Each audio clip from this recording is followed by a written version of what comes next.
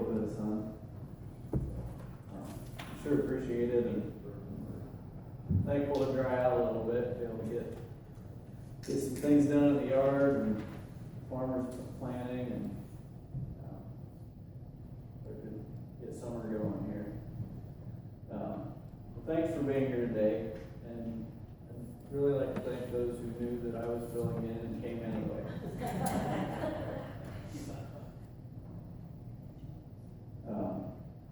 So a couple of weeks ago, I was with my wife in Burlington, and we stopped up by Lowe's.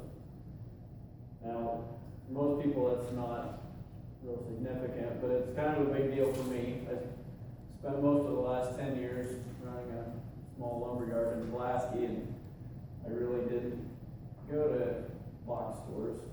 That was probably the second time in 10 years I'd been in one. Partly because I could just plan ahead and get what I wanted, order my own stuff, I didn't have the need, but the real reason is I'm a pretty competitive person, and to go to the competition for anything really just kind of go against me. So anyway, we were there to get salt for the pool. That's all we needed, was just salt for the pool. But as we're walking in, making the half-mile hike back to the back end of the store where they keep the salt, we couldn't help but look at all the things on the shelves, and all the things that we didn't have, we didn't know we needed. There's tools, there's patio furniture, there's whole aisle of products to make your yard weed-free and green like a golf course. There's lamps, right? Yeah. Our lamps are old, I didn't know. So, everywhere we look, there's all this new stuff I didn't even know I needed. Suddenly, as Bill Robertson says, we're not as content as we were 10 minutes ago.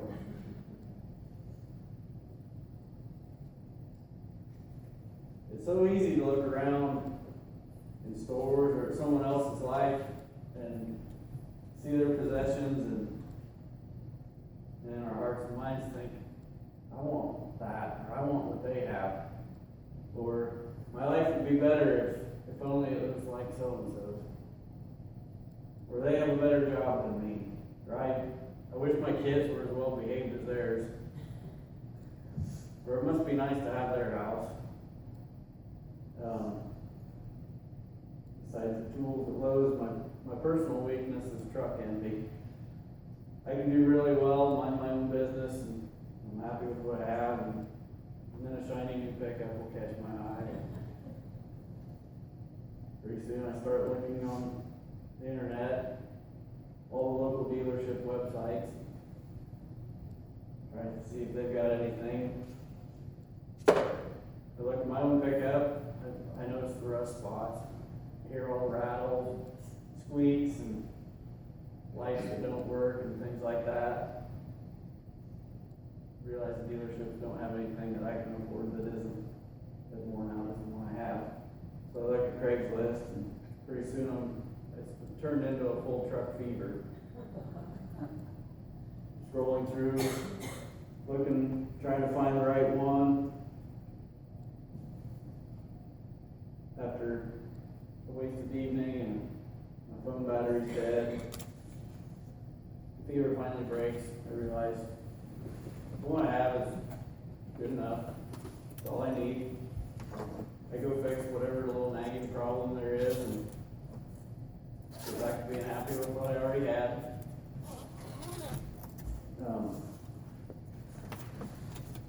I've been through this a lot of times, but yet I still go back to it once in a while. I don't know why. It just creeps up. Teddy Roosevelt is credited with the quote, that comparison is the thief of joy. And my personal experience would support that statement.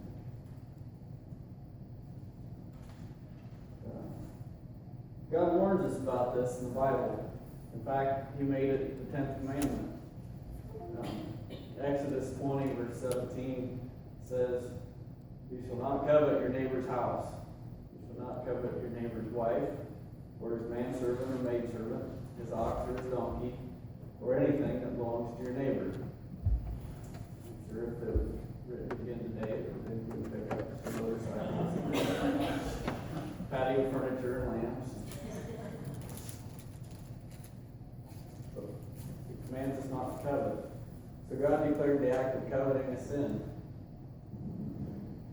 It seems that coveting often starts with a comparison with someone else or something.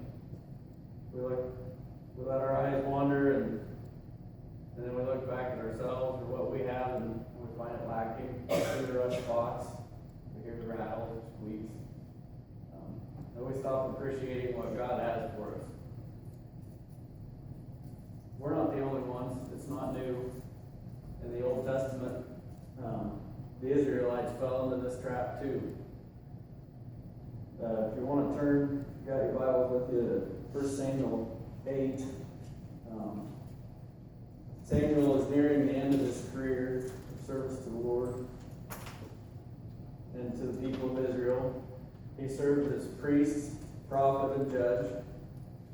Samuel is best known for having God speak to him, for his effectiveness as a judge, and later for anointing both Saul and David as the first and second kings of Israel. So let's read 1 Samuel chapter 8.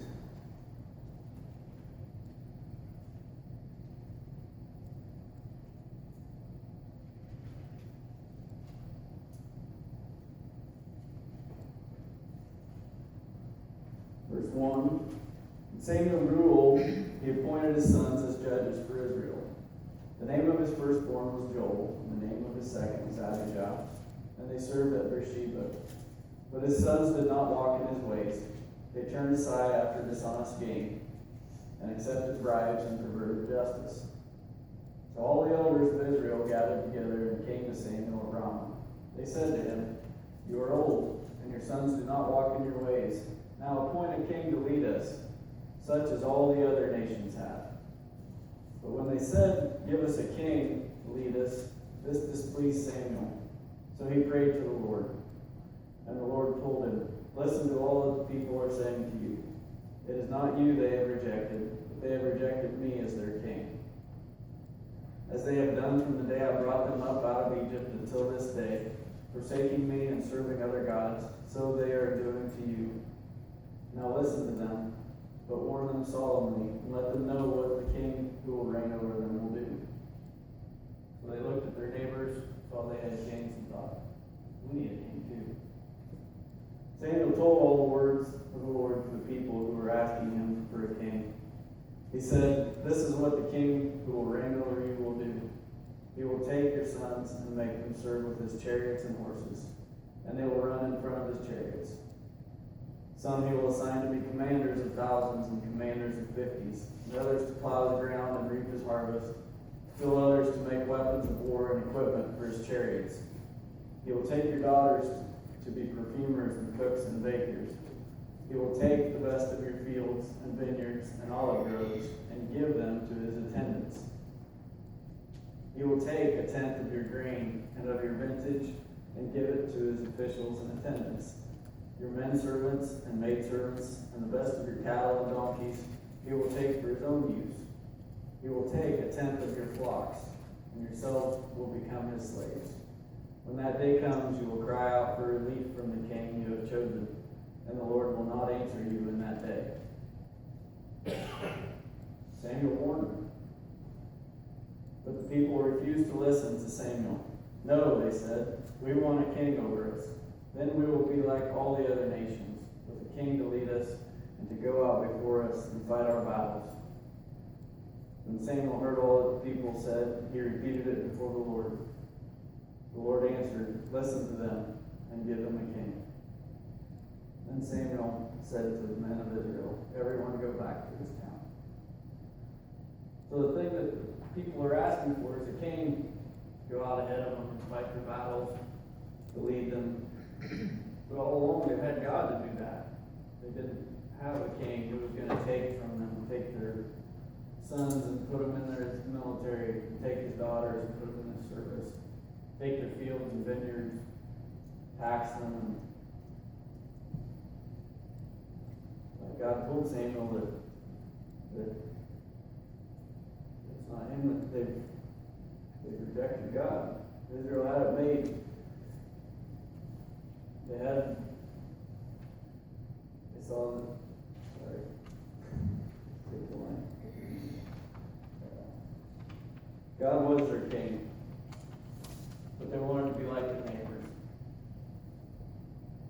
And if we read on, we'll find that Saul did all the things that Samuel had warned them about.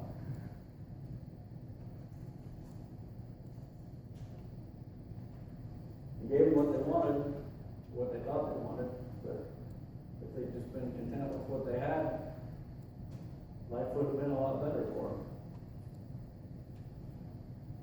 Jesus also told another story that illustrates this in Matthew 20, verses 1 through 16, the parable of the workers in the vineyard.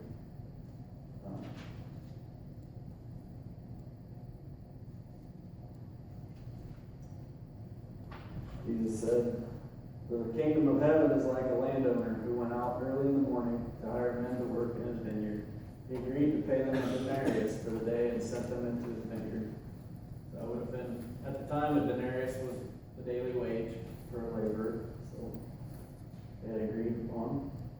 About the third hour, he went out and saw others standing in the marketplace doing nothing. He told them, "You also go work in my vineyard, and I will pay you whatever is right." So they went. They went out again about the 6th hour, about noon, and the 9th hour, and did the same thing. About the 11th hour, about 5 p.m., he went out and found others still standing around. He asked them, "Why have you been standing here all day long doing nothing?" "Because no one has hired us," they answered. He said to them, "You also go and work in my vineyard." When the evening came, the owner of the vineyard said to his foreman, "Call the workers and pay them their wages, beginning with the last ones hired and going on to the first." The workers who were hired about the 11th hour, or 5 p.m., came and each received a denarius. So when those came who were hired first, they expected to receive more. But each one of them also received a denarius. When they received it, they began to grumble against the landowner. "These men who were hired last worked only 1 hour," they said, "and you made them equal to us who have borne the burden of the work and the heat of the day." But he answered one of them, "Friend, I'm not being unfair to you. Didn't you agree to work for a denarius? Take your pay and go. I want to give the man who was hired last the same as I gave you. Don't I have the right to do what I want with my own money? Or are you envious because I am generous?" So the last will be first, and the first will be last. Of course, Jesus is right. All the workers were paid the daily wage that they'd agreed upon when they started. No one was robbed or cheated. But the ones who worked all day were envious. They looked at what the others got, who worked half a day or 3 or 4 hours or even 1 hour. They saw what they got and thought that they got something for nothing, or for less than what they had to put in. I know I'm guilty of that. I look around what someone else had. Wow. I've surely done more.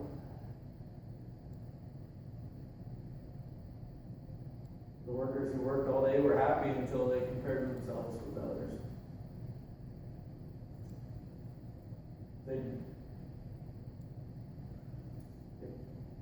They would be thankful as we would like to be thankful. And praise God for what He gives us. We're all much happier with what we have. We need to work into habits our lives to give God thanks and praise for what we have. To not look at what others have or what others are doing and to be jealous and covet what they have. Comparison is a thief of joy. I'm not gonna let it steal my joy anymore.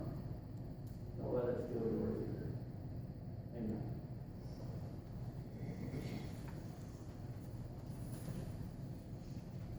Josh, I just wanted to say here, I noticed, Becky, I waiting for the